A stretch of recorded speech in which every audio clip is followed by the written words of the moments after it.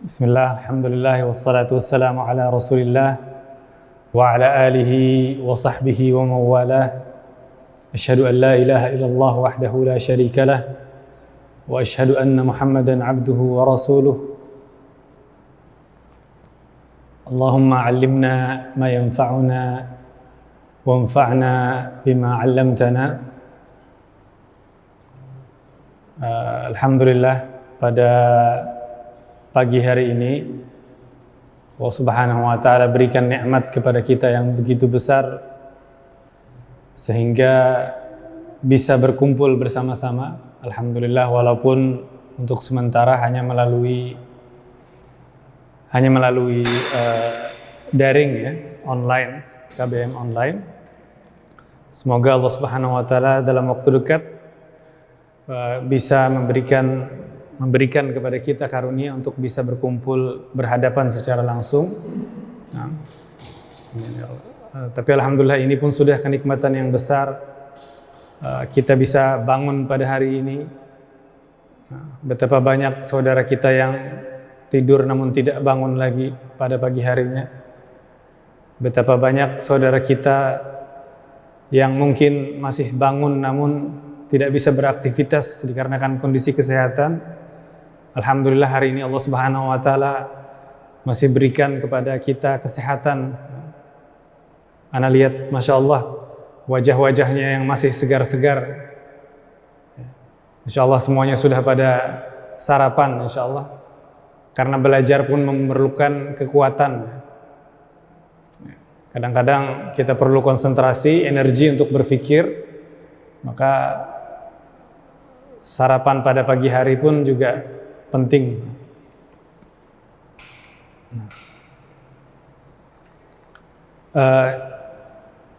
Insya Allah pada pertemuan yang pertama ini, insya Allah untuk pelajaran sirah ini, kita insya Allah akan mempelajari kitab Nurul Yaqin.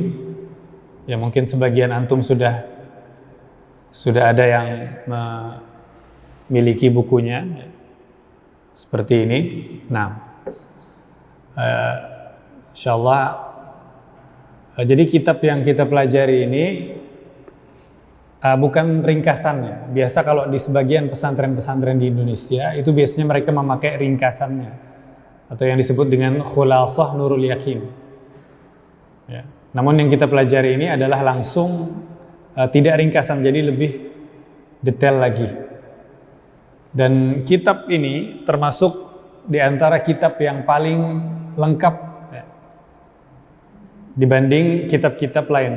Tentu saja setiap kitab sirah dari sekian banyak ya, kitab-kitab sirah yang masing-masing memiliki kelebihan. Namun kitab yang kita pilih ini memiliki kelebihan, di antaranya adalah juga menyebutkan kalau sementara kitab sirah itu hanya menyebutkan nasab Nabi SAW dari pihak ayah beliau atau dari laki-laki saja. Jadi dari ayah Nabi SAW kemudian ke kakek beliau, kemudian ke ayah kakeknya lagi.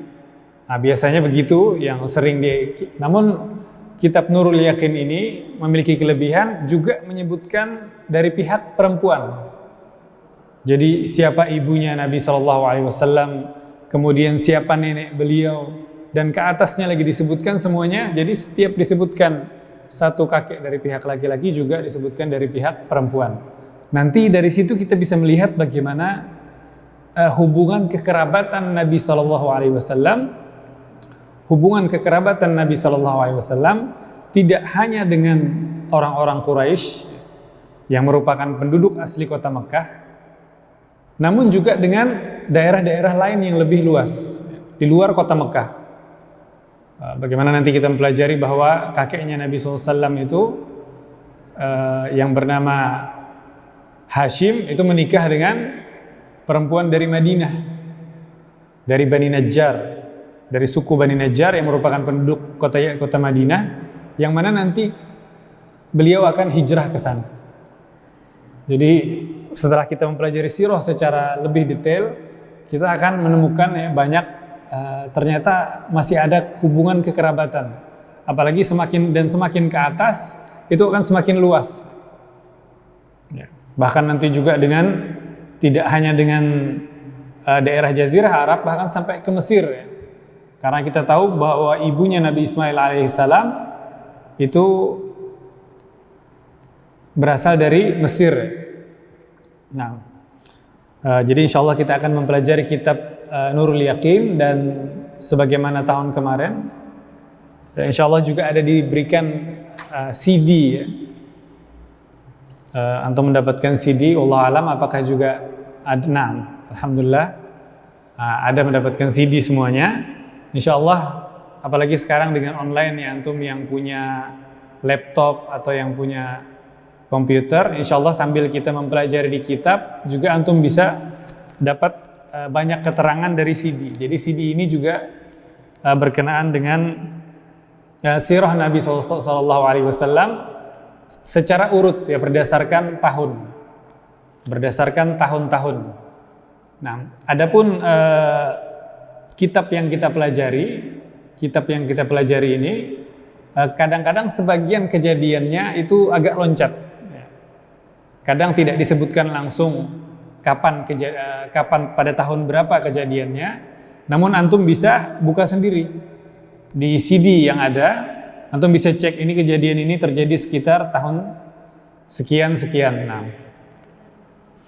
Nah, itu tadi mengenai kitab Nurul Yaqin,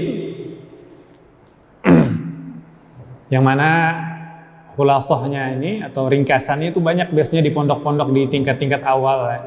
Namun langsung berbahasa Arab. Khulasah berbahasa Arab. Namun kita mempelajari langsung kepada induk kitabnya. Namun untuk memudahkan antum semua, kalau kita langsung masuk ke bahasa Arab tentunya pada saat ini kurang tepat. Insya Allah dalam beberapa tahun mendatang mungkin bisa. Namun pada tahun sekarang ini sambil antum memperkuat bahasa Arab, namun tetap kita juga tidak tidak kehilangan waktu untuk mengambil faedah dari sirahnya Nabi SAW. Dan tentang pentingnya ikhwan belajar sirah Nabi SAW sudah sepatutnya bagi seorang muslim ya. Setiap manusia itu secara tabiatnya itu perlu akan teladan. Apalagi di usia-usia seperti antum ini, Masya Allah, usia-usia mencari jati diri. Maka jangan sampai salah memilih teladan. Mungkin sekarang yang ada di sekitar kita ya, ada bermacam-macam teladan, mulai dari yang fiktif ya. Tokoh-tokoh fiktif bermacam-macam sekarang. Tokoh yang tidak nyata, yang tidak pernah ada. Adanya cuman di film-film misalkan Batman, Superman dan lain-lain sebagainya. Itu istilahnya sebagian manusia mengidolakan padahal orangnya tidak ada. Sementara kita sebagai muslim, maka kita sudah alhamdulillah, kadang-kadang orang memilih membikin teladan yang tidak ada karena mereka tidak punya, sehingga terpaksa untuk membikin sendiri. Namun alhamdulillah kaum muslimin, Allah Subhanahu wa taala telah berikan kepada kita teladan yang begitu sempurna, manusia terbaik yang pernah ada, baginda Nabi besar sallallahu alaihi wasallam. Yang bisa kita ambil pelajaran dari seluruh perjalanan hidupnya. Nah, manusia terbaik tidak hanya muslim yang mengakui, bahkan orang-orang yang bukan muslim sekalipun mengakui kemuliaan akhlak beliau, keagungan kedudukan beliau. Dan apa yang beliau perbuat untuk tidak hanya untuk kaum muslimin namun untuk kemanusiaan seluruhnya. Sedemikian pentingnya ikhwan mempelajari sirah ini, sehingga seorang sahabat Nabi Abdullah bin Abbas radhiyallahu anhuma, seorang sahabat yang juga merupakan saudara sepupu dari Nabi SAW, karena ayah beliau Al-Abbas bin Abdul Muttalib itu adalah pamannya dari Nabi SAW, saudara dari ayah beliau Abdullah. Al-Abbas bin Abdul Muttalib ini adalah merupakan seorang ahli tafsir. Beliau pada setiap harinya itu mengkhususkan waktu untuk mengajarkan ilmu beliau kepada murid-muridnya. Namun di tengah kesibukan beliau, di tengah banyaknya murid, di tengah banyaknya pelajaran yang beliau sampaikan, itu beliau masih sempat untuk mengkhususkan satu waktu untuk mengajarkan sirahnya Nabi SAW. Maka diceritakan dalam sebuah athar bahwa Ibnu Abbas mengkhususkan pernah sampai seharian full hanya untuk mengajarkan sirahnya Nabi SAW. Bahkan dikatakan oleh para ulama salaf, kami dulu diajarkan maghazi, ya, disebutkan maghazi, namun maksudnya yang lebih umum adalah sejarah Islam, sejarah Nabi SAW bersama para sahabatnya. Itu diajari sebagaimana diajarkan sebuah surat dari Quran. Jadi kalau antum sekarang misalkan mempelajari satu surat, ya, dengan ustadz-ustadz yang ada, itu satu surat, satu ayat, satu surat, maka demikian juga para sahabat, para ulama terdahulu, salaf ridwanullah alaihim, mereka diajari sirah, ya, pelajaran cerita kehidupan Nabi SAW, itu sebegitu juga, sebegitu detailnya, satu persatu. Dari detailnya, ini diantara ya ikhwan, pentingnya kita mempelajari sirah Nabi SAW. Dan alhamdulillah, ya, media yang ada begitu banyak. Diantaranya kitab-kitab baik yang berbahasa Indonesia, buku-buku, ya, sejarah.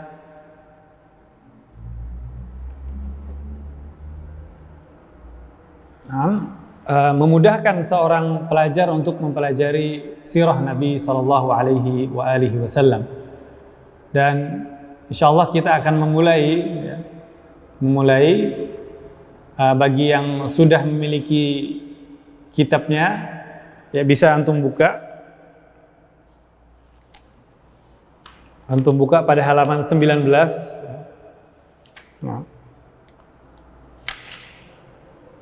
Antum bisa buka pada halaman 19.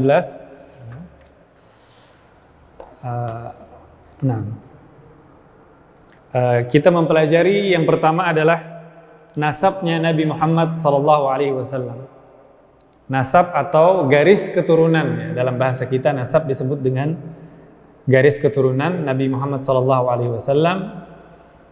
Tentu saja di kitab ini disebutkan begitu banyak, begitu detail. Antum bisa baca sampai akhir. Namun yang penting untuk dihafal mungkin sebagaimana tahun kemarin, Anda mungkin hanya minta 5 saja antum semuanya untuk menghafalkan nasab Nabi SAW, yaitu beliau adalah Muhammad bin Abdullah bin Abdul Muttalib, ya, ayah beliau bernama Abdullah. Kemudian kakek beliau bernama Abdul Muttalib. Kemudian Hashim bin Hashim, ke atasnya lagi Hashim. Kemudian bin Abdi Manaf. Jadi Muhammad bin Abdullah bin Abdul Muttalib bin Hashim bin Abdi Manaf. Tentu saja ada seterusnya lagi, ada begitu banyak, ya, sampai berpuluh-puluh, sampai ke Adnan. Ke Adnan itu adalah nenek moyangnya Nabi SAW. Ini penting untuk antum hafalkan. Ana tidak minta semuanya, hanya minta 5 tadi saja. Muhammad bin Abdullah bin Abdul Muttalib bin Hashim bin Abdi Manaf. Cukup insyaallah untuk pertemuan pertama sampai di sana.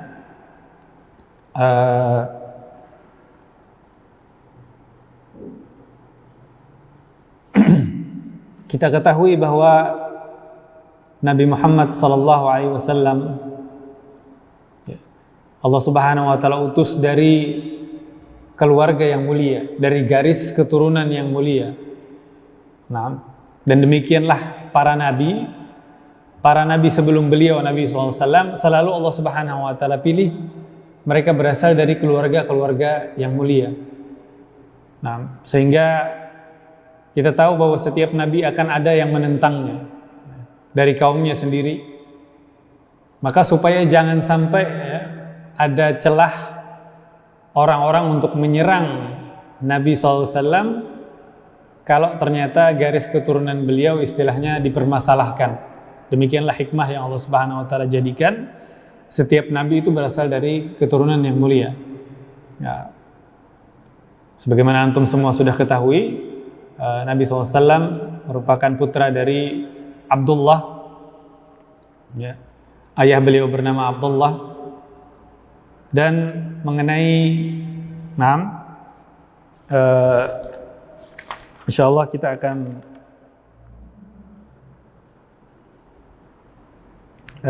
pada halaman berikutnya kita akan pelajari ya, mengenai Abdullah, bagaimana kehidupannya kemudian sampai melahirkan Nabi SAW.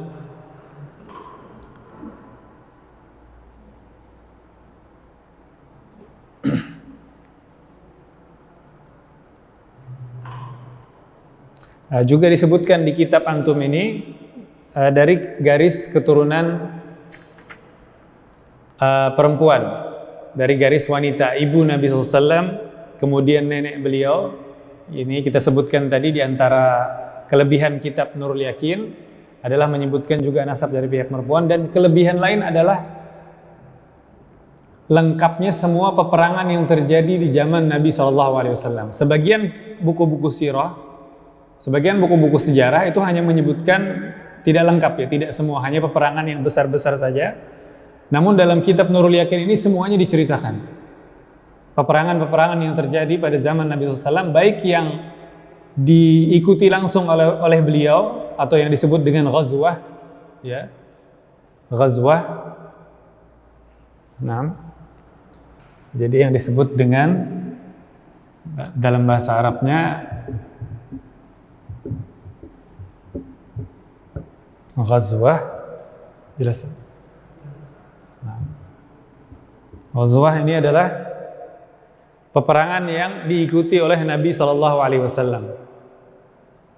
Adapun juga peperangan yang tidak diikuti oleh Nabi SAW disebut dengan sariyah. Ya, ini ghazwah dan sariyah ini diantara kelebihan kitab Nurul Yakin. Nah, menceritakan secara detail semua. Nah, selain juga nasab dari pihak perempuan.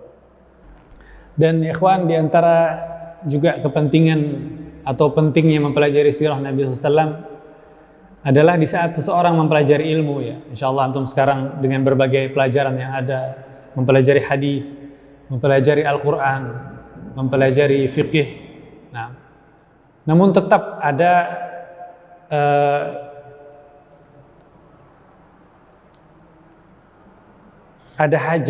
hajat dalam diri kita, itu sebagaimana kita sebutkan tadi, bahwa seseorang memiliki teladan. Seseorang selalu ingin memiliki teladan, maka jangan sampai salah memilih teladan. Karena seseorang akan berusaha mengikuti apa yang menjadi teladannya. Kita sekarang bisa melihat ya, begitu banyak orang yang salah dalam memilih teladan, sehingga apapun yang dilakukan oleh idolanya itu diikuti, bahkan buruk sekalipun dia tidak tahu manfaatnya apa, selalu diikuti. Nah,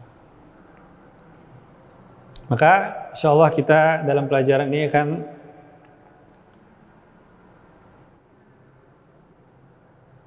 mempelajari kehidupan Nabi SAW, dan dikatakan oleh para ulama, kalau kita sekarang misalkan merasa hidup dalam kesusahan, apalagi dalam keadaan kondisi wabah yang ada sekarang, maka kita perlu ingat bahwa manusia yang paling berat ujiannya dan cobaan dalam kehidupan mereka adalah para nabi. Nah, bagaimana Nabi SAW terlahir tanpa memiliki ayah, sementara kita alhamdulillah lahir dalam keadaan orang tua kita lengkap. Baru sebentar Nabi SAW hidup bersama ibunya, umur 6 tahun meninggal juga ibu beliau. Umur 6 tahun tidak ada ibu dan ayah. Kemudian diasuh oleh kakek. Nah, 2 tahun diasuh oleh kakek, meninggal lagi satu persatu orang-orang terdekat beliau yang mengasuh beliau itu meninggal dunia. Maka kalau sekarang kita merasa hidup kita berat, ya, misalkan nggak bisa bebas keluar rumah, kemana-mana harus memakai masker, misalkan capek cuci tangan, maka ingatlah para Nabi Sallallahu Alaihi Wasallam, itu jauh, kehidupan mereka jauh lebih berat dari apa yang kita alami. Kita alhamdulillah sekarang begitu nikmat ya. Mungkin kalau wabah ini terjadi dahulu 20 tahun yang lalu di mana belum ada internet ya, belum ada HP, kita tidak bisa seperti sekarang. Alhamdulillah hari ini walaupun ada wabah tapi Allah Subhanahu wa taala sudah jadikan bagi kita begitu banyak fasilitas. Alhamdulillah bisa bertatap muka dengan antum walaupun melalui teknologi. Alhamdulillah begitu banyak kemudahan, bisa berbicara. Nah, maka ini seharusnya sudah menjadi tambahan semangat ya, tambahan motivasi bagi kita. Kalau orang-orang terdahulu saja bisa ya, di tengah, padahal mereka fasilitasnya tidak selengkap kita. Begitu sederhana ya, orang-orang terdahulu, begitu sederhana ya fasilitas yang mereka punyai, namun mereka ternyata bisa berhasil dan sukses. Maka kita yang dengan begitu banyak kemudahan yang Allah Subhanahu wa taala berikan, maka justru harusnya jauh bisa lebih sukses juga seperti mereka. Itu ikhwan, insyaallah untuk PR antum ya.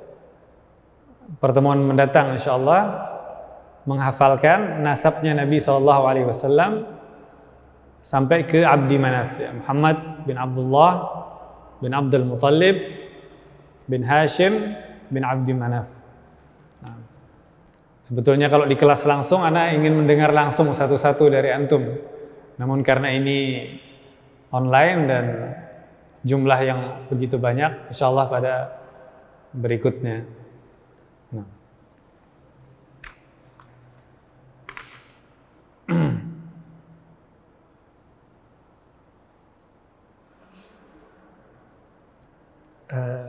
Mungkin sebagai sedikit gambarannya, insyaallah pada pertemuan mendatang kita akan bahas lebih lengkap kenapa Allah Subhanahu wa taala mengutus nabi terakhir, nabi penutup ya, dari Quraisy.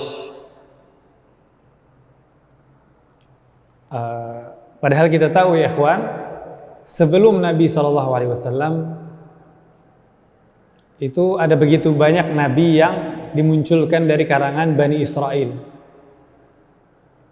Bahkan kenapa jadi ada orang Yahudi di kota Madinah ketika Nabi SAW nantinya, sedikit sebagai clue ya, di kota Madinah ketika Nabi SAW hijrah ke sana, beliau menemukan orang-orang Madinah. Ternyata orang-orang Madinah ini sudah berdiam di situ kurang lebih 200 tahun sebelum lahirnya Nabi Muhammad SAW. Karena mereka mendapati dalam kitab mereka, kitab Taurat yang diturunkan kepada mereka, akan adanya nanti Nabi terakhir dan disebutkan nanti ciri-ciri tempat tinggalnya. Maka mereka yang tadinya berasal dari daerah Yaman, ya, orang-orang Yahudi ini tadinya berasal dari daerah Yaman, mereka begitu mendapati dalam kitab mereka ciri-cirinya lengkap, nanti daerahnya begini dan begini ya, di mana banyak pohon kurma dan lain sebagainya, mereka berusaha mencari di daerah dari Yaman, negeri Yaman sampai menemukan Madinah, dan akhirnya mereka dapati bahwa inilah tempat yang disebutkan di dalam kitab mereka. Disinilah nanti Nabi terakhir akan muncul. Maka mereka pun akhirnya memutuskan untuk berdiam di sana, menetap di sana, meninggalkan daerah asal mereka hanya untuk satu tujuan ya. Karena kita tahu bahwa sebelum Nabi SAW itu semua nabi-nabinya dari Bani Israel ya. Jadi dari sejak Nabi Yakub ya, itu kita tahu Nabi sebelum Nabi SAW, Nabi Isa alaihissalam, Nabi Zakaria, Nabi Yahya, ya ada begitu banyak nabi-nabi dari kalangan Bani Israel, sehingga mereka pun mengira Nabi yang terakhir nanti ini juga akan keluar dari Bani Israel. Dan inilah nanti yang menyebabkan sebab kufurnya di antara penyebab kufurnya Yahudi kepada Nabi SAW.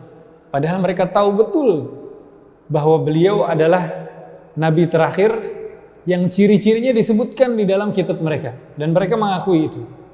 Namun tetap mereka tidak mau beriman kepada Nabi SAW. Di antara sebabnya adalah hasad, rasa iri, dengki. Mereka menyangka Nabi yang terakhir adalah akan keluar dari mereka, dari kalangan mereka. Dan ini juga nanti disebutkan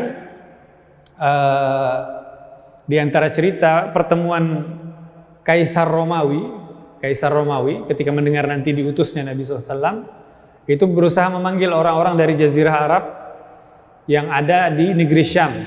Karena pada saat itu daerah Syam atau yang sekarang disebut dengan 4 negara ya, Suriah, Libanon, Palestina, Yordania, itu dulunya di masa lalu disebut dengan Syam.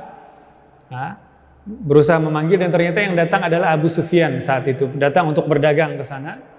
Maka dipanggil oleh Kaisar Romawi dan ditanya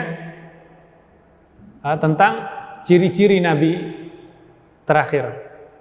Maka pada akhirnya Kaisar ini pun mengakui, katanya saya tahu bahwa ada Nabi terakhir yang akan keluar, namun saya tidak mengira akan keluar dari kalian. Maksudnya dari orang-orang Arab. Dikiranya akan keluar dari kalangan Bani Israel atau kalangan Yahudi. Nah, jadi sebelum Nabi SAW itu semuanya berasal dari kalangan Bani Israel. Adapun dari garis keturunan Nabi SAW sebelum beliau itu adalah Nabi Ismail, putranya Nabi Ibrahim alaihissalam. Jadi Nabi Muhammad SAW itu merupakan keturunan dari Nabi Ismail alaihissalam. Kita tahu Nabi Ibrahim memiliki 2 orang putra, ya, Nabi Ismail dengan Nabi Ishak. Nantinya Nabi Ishak ini akan menurunkan putra yang bernama Nabi Yakub, dan Yakub inilah yang disebut dengan Israel. Israel ini berasal dari bahasa Ibrani. Kalau bahasa Arabnya disebutkan artinya Abdullah. Arti yang sama dari kata-kata Israel itu adalah Abdullah atau hamba Allah. Dan jadi kalau ditanya siapa yang bernama Israel, ini adalah Nabi Yakub alaihissalam. Ini nama dari Nabi. Makanya ada begitu banyak ya ikhwan sebetulnya jeda ya. Jadi dari Nabi Ismail itu mungkin ribuan tahun baru muncul lagi satu Nabi, dan Nabi inilah yang ternyata menjadi Nabi terakhir.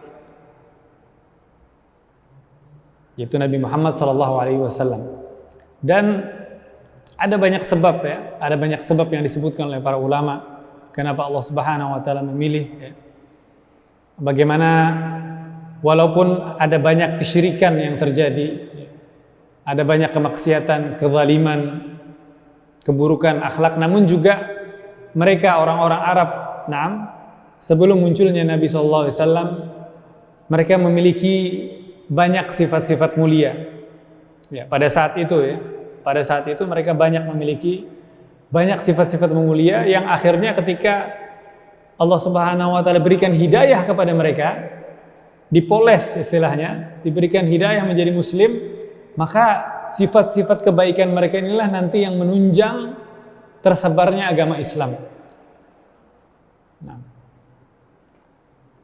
Di antaranya ya, sifat kebaikan sifat ini adalah mereka pantang untuk berdusta. Ya. Sehingga ketika kita tahu bagaimana Abu Sufyan pada saat bertemu dengan Kaisar Romawi, padahal Abu Sufyan pada saat itu keadaannya masih kafir, belum muslim.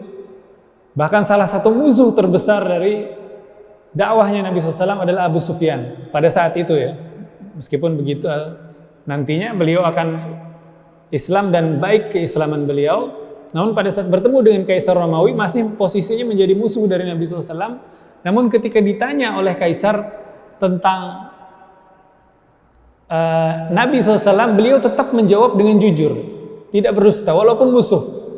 Mungkin berbeda sekali dengan manusia saat ini.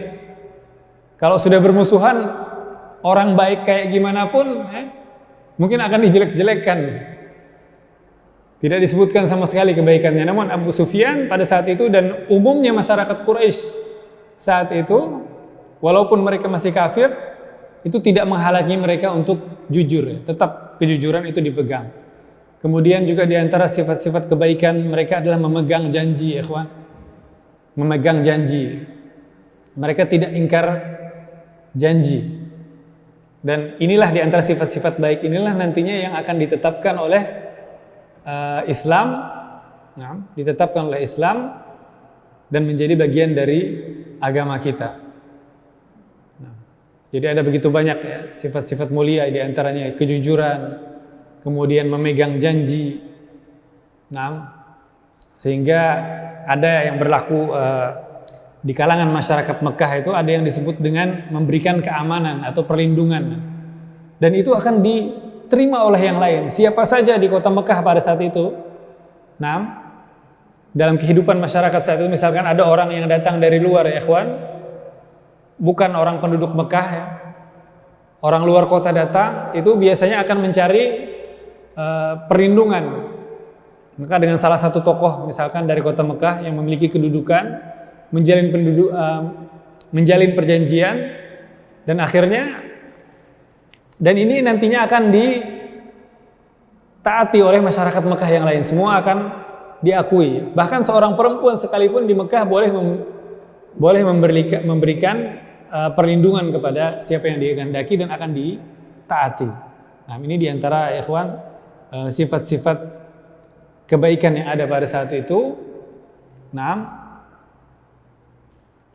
Jadi kalau pada hari ini misalkan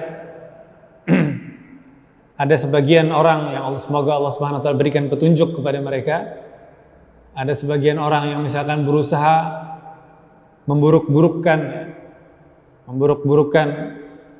orang Arab misalkan, atau bahkan memberikan gelar-gelar yang buruk ya, misalkan antum di medsos atau apa, kadrun dan lain sebagainya, celaan yang ditujukan kepada kaum muslimin yang ingin menghidupkan sunnah Nabi Sallallahu Alaihi Wasallam. Maka kita katakan Allah Subhanahu Wa Taala memberikan kemuliaan kepada siapa yang Dia kehendaki, dan Allah Subhanahu Wa Taala juga yang menakdirkan ya.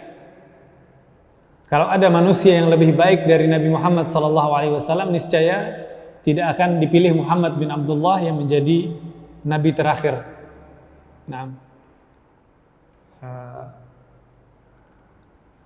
Itu ikhwan, masih ada yang belum memiliki kitab atau semuanya sudah? Semua dari antum sudah memiliki kitab?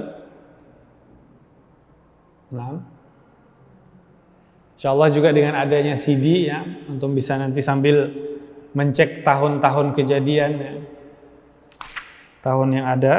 Insyaallah kita akan mulai pada halaman 19 nantinya langsung. Insyaallah antum akan mempelajari kitab ini selama 3 tahun. Jadi insyaallah sampai lulus dari SMP. Jadi dari lahirnya Nabi SAW sampai di akhir kitab nanti, sampai wafatnya Nabi SAW. Kitab ini kurang lebih ada 400 halaman. Kurang lebih sekitar 400 halaman. Jadi per tahunnya insyaallah kita akan ambil sekitar 130-an halaman insyaallah biidznillah. Semoga diberikan kemudahan dan kelancaran Allah untuk menyelesaikan pelajaran kita. Semoga Allah berkahi ilmu yang kita pelajari. Amin amin ya rabbal alamin.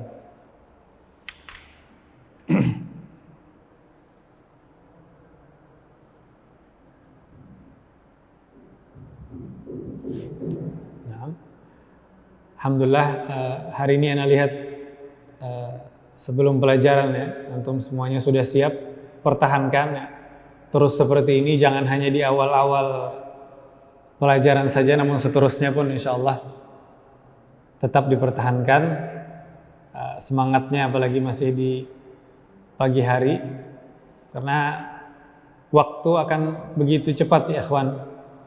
Waktu akan begitu cepat berlalu.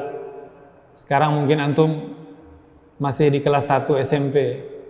Mungkin tidak bisa membayangkan bagaimana nanti kalau selesai SMA. Masih jauh sekali. Namun saat kita jalani, nanti suatu saat antum tidak terasa tiba-tiba sudah sampai ke usia yang tadinya kita tidak bisa bayangkan. Bahkan lebih jauh lagi. Nah, pergunakan waktu sebaik-baiknya. Insyaallah kenikmatan yang Allah Subhanahu wa taala berikan kepada kita, salah satu cara kita untuk bersyukur kepadanya adalah dengan menggunakannya pada jalan ketaatan kepada Allah Subhanahu wa taala. Allah berikan kemudahan kepada kita tanpa kita memintanya. Nah,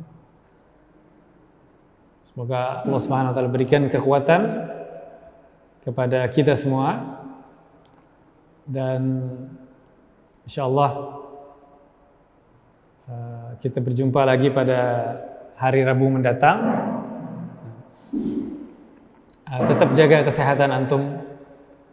Nah.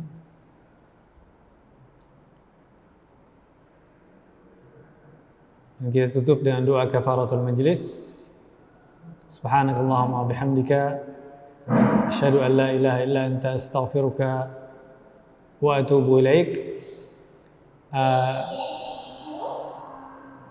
Tadi ada disebutkan ya sedikit, ana lihat chat 456. Itu total bukunya, total halamannya. Namun di bagian akhir itu ada sebetulnya hanya pengulangan saja.